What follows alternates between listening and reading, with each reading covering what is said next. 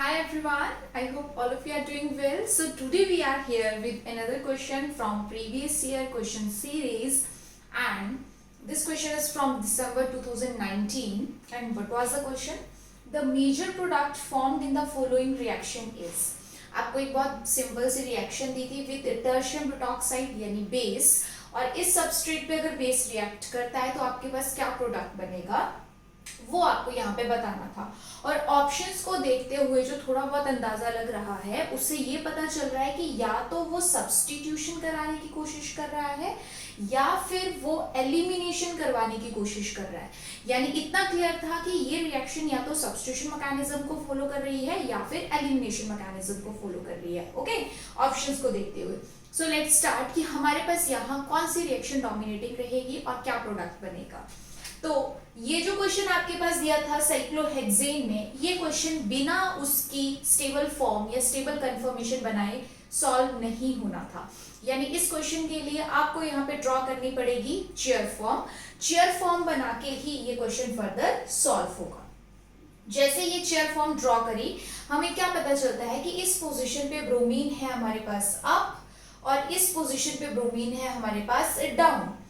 तो यहाँ जो टर्शियम ब्यूटॉक्साइड दिया है वो हमारे पास है बल्कि बेस।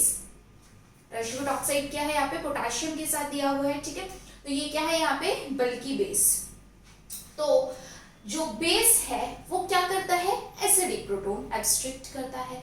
और अगर बेस एसिडिक प्रोटॉन एब्स्ट्रैक्ट करेगा, लाइक जैसे आपके पास ये टर्शियम ब्यूटॉक्साइड ना होके OET होता या OMe पार्ट ऐसा कुछ होता तो वो फिर भी न्यूक्लियोफाइल की तरह एक्ट कर सकता था, यानी सब्स्टिट्यूशन रिएक्शन शो कर सकता था। बट क्योंकि ये एक बल्कि बेस है तो ये न्यूक्लियोफिलिक नहीं है, मतलब न्यूक्लियोफाइल की तरह अटैक नहीं करेगा, ये सिर्फ और सिर्फ बेस का ही काम करेगा।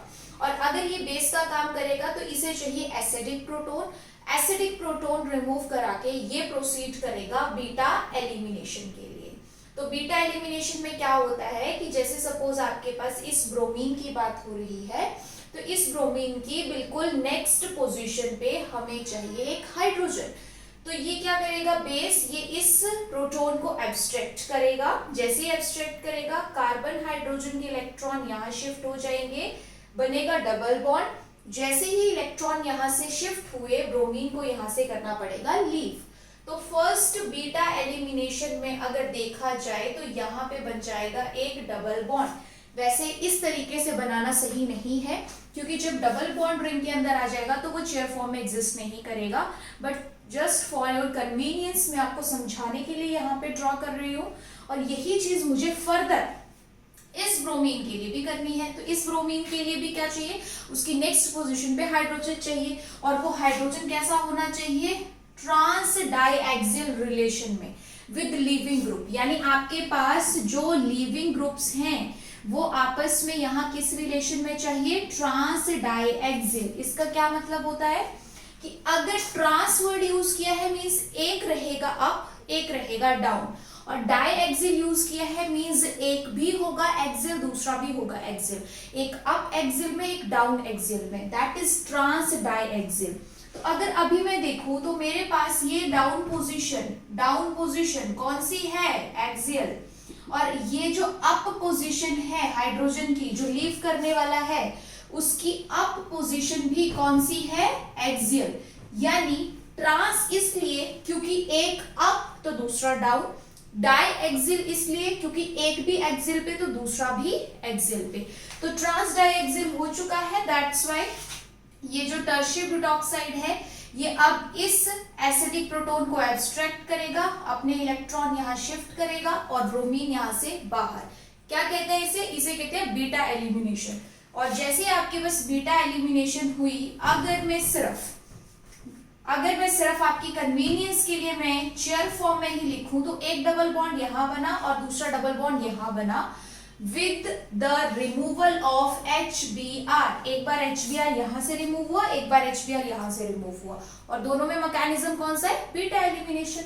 बट ये ऐसे लिखा नहीं जाएगा, this is not stable confirmation.